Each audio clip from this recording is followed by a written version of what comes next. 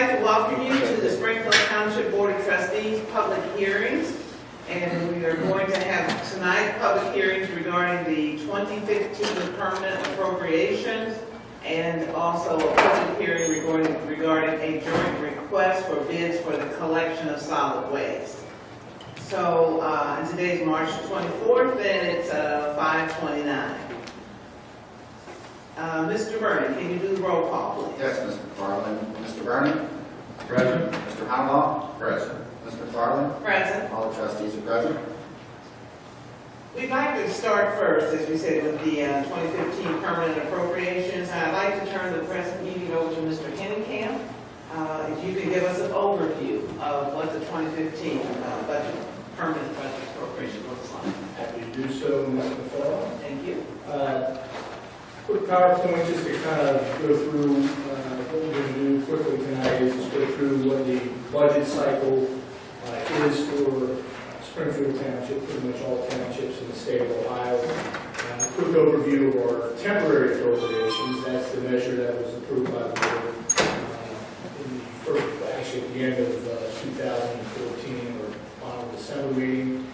Highlight just some of the changes that existed were being proposed from temporary to our permanent, and then just a quick overview of our 5-year projections for our 3 major funds, our general fund, our police district, and our fire district, and how some of these changes, not so much changes, but just how this year's appropriations affect our long range, and then just a quick final analysis and comments, and we'll open up the public comments. Process, this actually is sort of the culmination of the budget cycle, this meeting, and the action taken by the board tonight will sort of finalize what happens in the 2015 budget, and really after tonight we sort of start the process for 16. But in July of each year, that's the first, July month is when we go through our first part of the budget process, and that's when the board approves the budget. That budget includes actual revenues and expenditures for the 2 previous years, and then actuals for the first half of the current year that you're in. And then it also includes estimates of revenues and expenditures for the second half of whatever that current year would be, and then also the following years, what you're projecting. That is then sent, after approved by the Board of Trustees, that's sent to the County Budget Commission. They conduct public hearings and certify what has been submitted to them, and then that comes back to the board. In October, based on that certification, the board will then go through a resolution step that authorizes what's called the necessary taxes and certify that back to the county auditor. In January, or by January 1st of each year, the board then has to pass temporary appropriations, and those temporary appropriations are what allows the township to begin to operate into that new year. They're temporary only in the sense that they're not final, because that's what we're going through with this step. The permanent can be exactly the same as temporary, or there can be alterations based on what you've learned in the first 2 or 3 months. Generally, we don't see a lot of change between our temporary and our permanent, and that's pretty much the case tonight. I think in some of the earlier budget years we were uncertain about certain things or revenues, or we were dealing with more of a crisis situation, you saw more fluctuation, but not a big bunch of change tonight. So taking a look at our 2015 appropriations that we did, our temporaries that we did back at the end of 2014, there really was very little difference from 2014. The total 2014 appropriations at $22.9 million. The proposal that started in our temporary was $23.5, and you can see in some cases, like for instance our general fund, actually at that time was slightly less than it was in the previous year. Slight increases in police, fire, infrastructure was pretty much dead on. There was probably a very minimal fluctuation between the two, and about half of our infrastructure dollars came from grants through the SCIP processes. We pretty much matched 2 for 1. One thing I would remind, these are appropriations, these are not expenditures, so this is the maximum amount that can be expended. The other thing that oftentimes throws things off when you're talking about appropriations and you're looking at $23.5 million is the law requires us to record everything. So these are, before monies can be spent, they must be appropriated. So there's oftentimes where you're receiving grants in, you're recording them. Even though those dollars actually never touch our books, they're never deposited in our accounts, you have to, they're called recording dollars, for instance, and skip. We never possess those dollars, they're never sitting in our account. Those are just paid for by the state when we have a skip project. But by the process, we have to show those as though they were dollars. Same thing with community development, and a lot of grant monies actually are never deposited in our account. So that sometimes can be confusing, and it's also very, very difficult sometimes to compare one year to the next, because if you had a lot of success in getting grants, it actually might look like, well, wait a minute, your budget, you're talking about being broke, but your budget went up. Well, that can be a result of being very successful with grant dollars instead of recording rather than actual dollars. Most of the changes in 2015's appropriation had to do with some health care and workers' comp. In both of these cases, we're self-funded in health care, and while we received a lot of dollars savings in 2014, we still have to appropriate those dollars because you're budgeting for potential claims. So that's why it shows up as some of the increase right now. We obviously have to realize those expenditures and won't know until the end of the year. We did do some staffing increases in 2015. This is to get us back to where we were at some pre-2009 and 10 levels, to get back up in police fire and our senior center. We've also put some money aside for our CIC residential incentive grant program. We've done some facility capital improvements, equipment, and then there's an increase in comp center fees paid by police and fire. That all of those things account for that kind of total of $600,000 in difference between the last 2 years. There were also some things that in December, at the end of January, the end of December, that we did not put in our temporary appropriations, despite the fact that they were requests from the department head, and despite the fact that both I and I think the board recognized they were probably needed. We just didn't have the funds. There was some staffing requests by the service department that we did not appropriate any dollars for. It was about $290,000 worth of equipment in the service department that we didn't purchase, but we well know that this is needed equipment eventually. We didn't feel comfortable that we had a cushion in that area. It's about $75,000. Generally, we try to do one township-related resurfacing project, not using our road district to do a micro layer or micro overlay on a particular street. We eliminated that. And we didn't budget anything for salt in our temporary, with the idea that we knew we had enough salt to get us through this winter, and it was a decision we basically intentionally postponed until this meeting, so we had a better idea how much salt we were going to need. So those were things that were in the budget, early requests that were intentionally left out by the board in the decision-making process. Kind of summarizing what the changes are now in the permanent from what we did in December.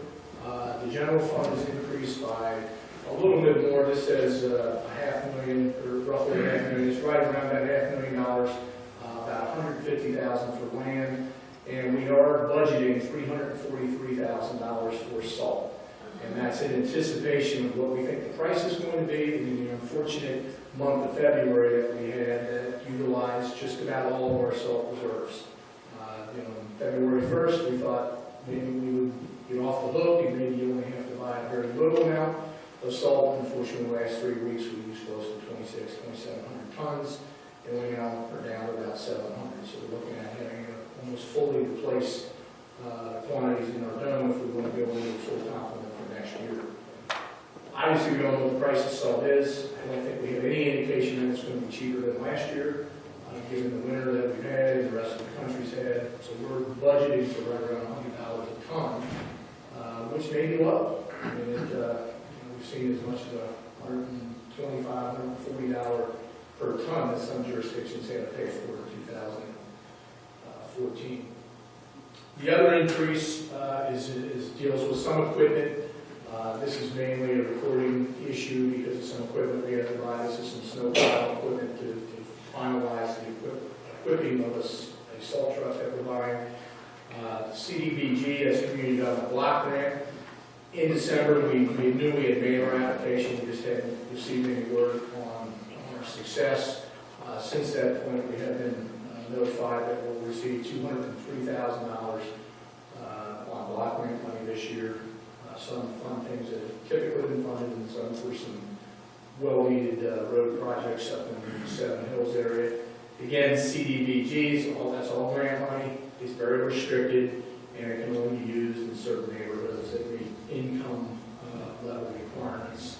In the police district, there's about $25,000 of equipment. This is to equip some of the new cruisers that we purchased. Every year we purchase about 5 new cruisers, and this is just doing the light bars and the interior packages that go with that. In the first part of 2015, we had a high amount of repairs to fleet in the fire, so they almost depleted their fund for the entire 2015 that was budgeted. It's a bit of an anomaly, but it happens from time to time, so we're putting an additional $20,000 in that fund available. And then the DART fund, and this is primarily a grant fund, almost exclusively. These aren't necessarily township tax dollars, but there's about $4,000 of cash that they have from seizures that they want to be able to appropriate so that they can utilize those funds. There's a couple of additional items under the general fund that deal with some recreational expense, about $6,000, and the other one was 6,000 at least for the 8 and 2,000 for some repairs for facilities on the park. So, but this covers generally the change. And as we said, not a lot of changes proposed. The big one, the lion's share of the dollar amount of salt, which we knew we were going to have to make that decision. So that's kind of the change. I think just in a quick summary of where we look, if we look at our 5-year projections on our major funds, sort of starting with the general fund, the summary of issues we want to really touch about. Obviously, we've seen over the last 7 or 8 years a big reduction in some of our revenue streams, either because it was eliminated or was significantly reduced. We've been able to replenish some of that with the passage of the JEDS issue. The big issue, I think, for the future, and this has been an issue for a number of years, and sometimes it gets worse than others, but it's the biggest in those last 2 bullets. The sort of impact, the operational impacts of our service department. Their revenues just stay flat. They don't increase, really, and haven't increased in any kind of significant way at all over the last probably 10 years. And so we have costs that creep up just because of salaries, because of insurance, because of equipment, because of materials. And there's no opportunity from the funds that they have able to utilize. They sort of remain flat. And so that demand and impact on the general fund continues to increase. We do use our general fund to augment and assist with where we can infrastructure projects, and you have an increasing demand in infrastructure. So those are sort of the big issues that face the general fund. The JEDS impact, we talked a little bit about this in the state of Ohio, but just again to give kind of an example, this is the cup that represented all the revenues that the general fund did receive back in 2007. That was about $3.7 million. After all of the cuts that we talked about and the elimination of certain funds, we lost about 52%. So a little bit more than half of that cup was emptied for us. These are revenues we no longer receive. These are dollars that were generated locally that the state decided to retain. The JEDS is impacting that. And again, this is a projection because obviously we haven't received these monies because it hasn't been in effect for a full year yet. But based on what we've received so far and projecting that out, we're pretty confident that's going to make up about 31% of the loss. And that's about right what we targeted. That's about what we thought it would do. This is the area that we still are short from where we were 8 years ago, 7, 8 years ago. And those are the ways the way we're making that up is a variety of different ways. There's things that we've done to consolidate. We've eliminated some programs. We've eliminated staff, consolidated, and there's still going to need to be some additional work.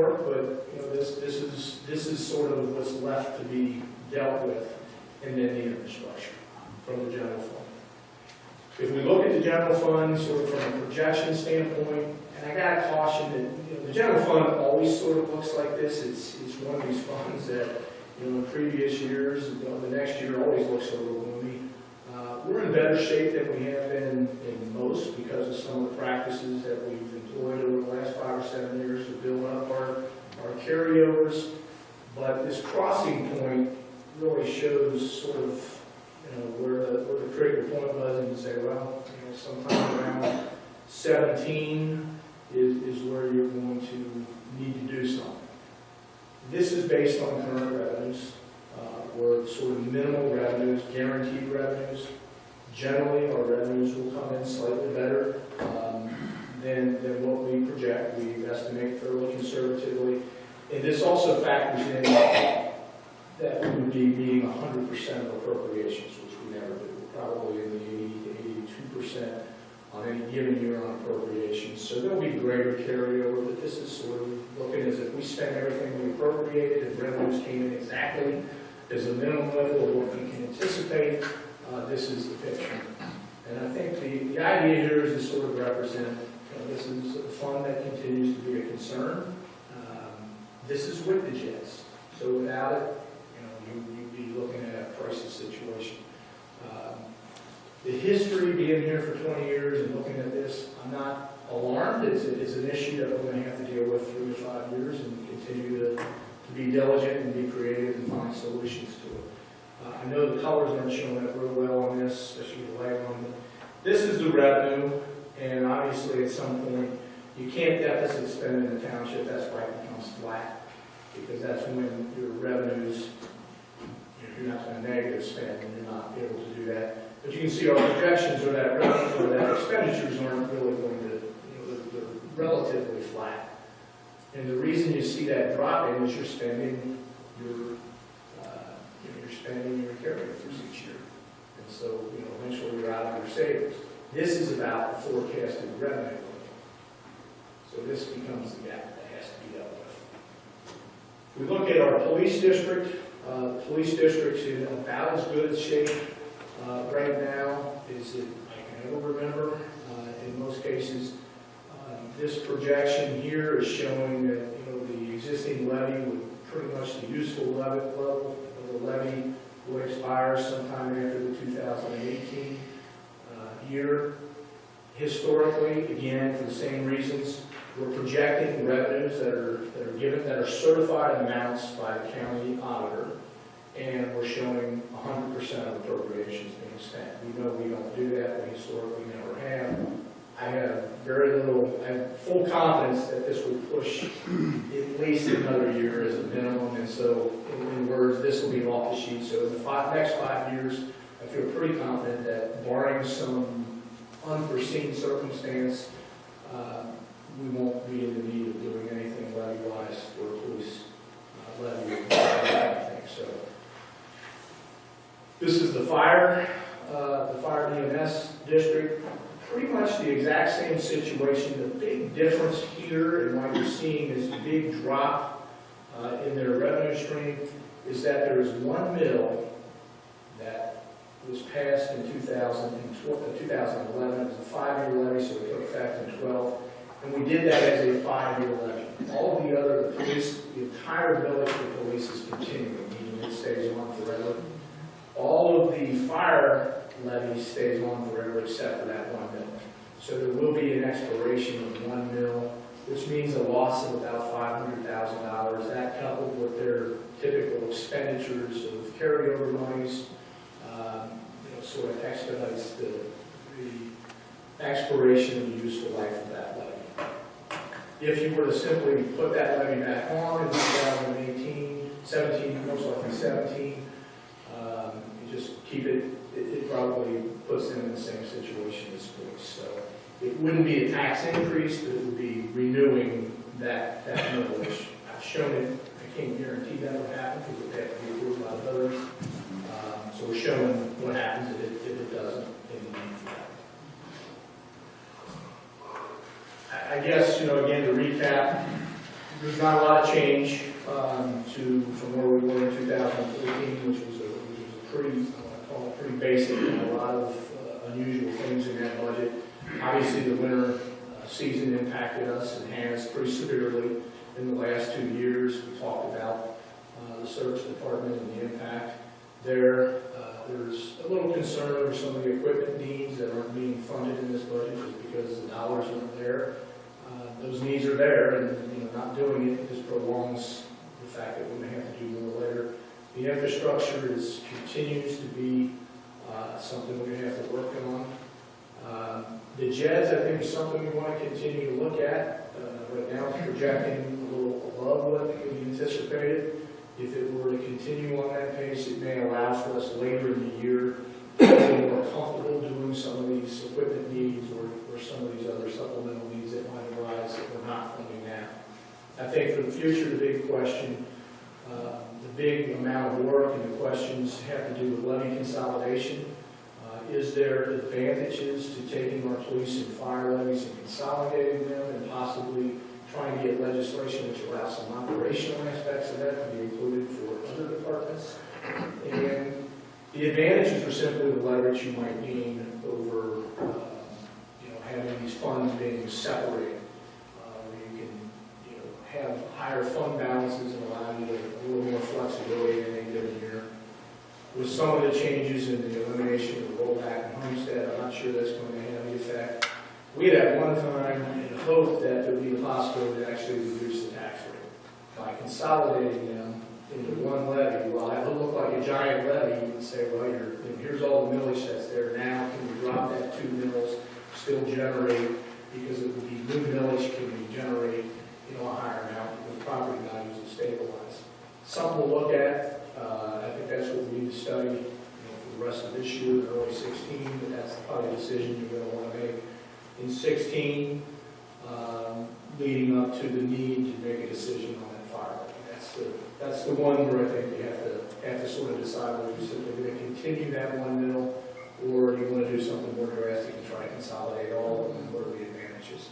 The other is, of course, the infrastructure funding, and we know what a tough issue that is and how we go about that, what potential solutions are there. There's not many, unfortunately. We know the only way we can raise revenue right now in any significant way is property tax.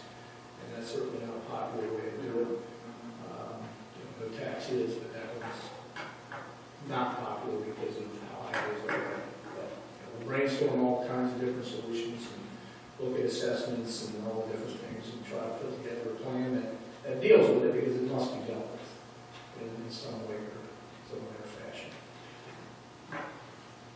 So, I don't know if the board has any questions, but that kind of gives you an overview on issues, permanent appropriations. Well, you know what I think about our service department, and as many of you all may know, I rode with our service department with the last big snow that we had. And one of our trucks had broken down, so we had to take a backup truck. And that backup truck with salt on it had difficulty even getting up a hill. And so it was almost like you were hearing, what's the story? I know I can, I know I can, I know we can do this, I know we can do this. And we chug, and I thought we were going to stop and back up in the middle of the hill. But, we need to look at equipment that we have really pushed to the bare minimum and look at how we can improve some of like that truck that we need, for the service department. But I'm very impressed with how the staff is working together, the leaders, trying to minimize expenses as much as possible so that we could look at, continue to be a conservative board as we always have as far as spending money.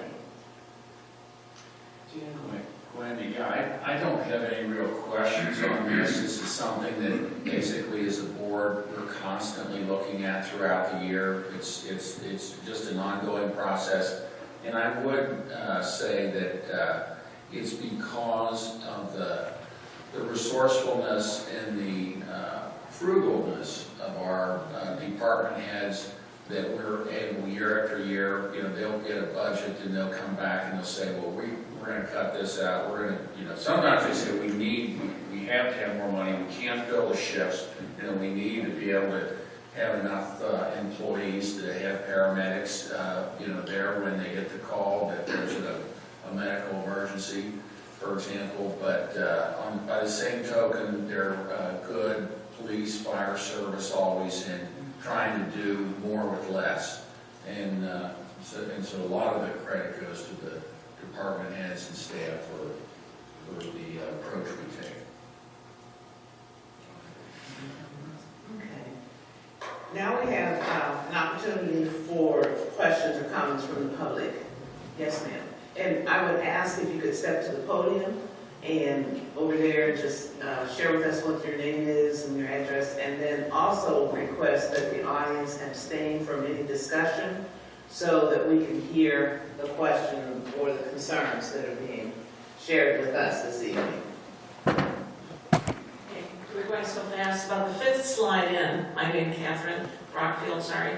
About the fifth slide in, you had CIC/incentive. What does that mean?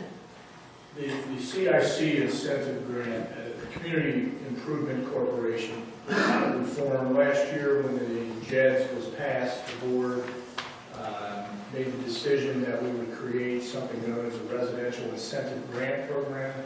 This grant program allows for township residents who work in Springfield Township and of course live in Springfield Township to apply for a residential grant in the same amount of the tax that they have paid as a result of the JEDS. So we have to fund that. So what it amounts to is there is an amount in the budget that allows this board to transfer money to the CIC for that program to be funded. So that's an increase different than what we would have had last year because we didn't have that program. Anyone else?